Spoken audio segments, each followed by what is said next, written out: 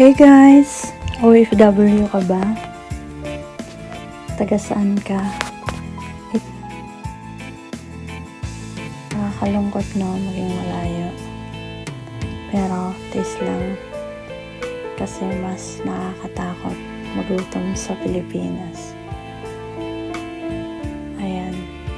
Saludo ako sa mga OFW kasi napakalakas nila ang tiyaga, napakagaling mag-pretend na masaya. Pero ang totoo niyan, sobrang nakakalungkot dito.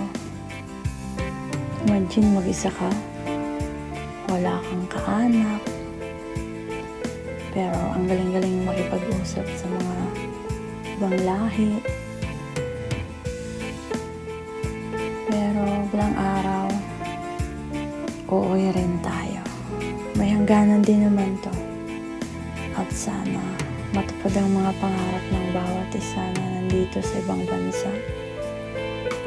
Sana makapagtapos ang mga anak at maging matagumpay.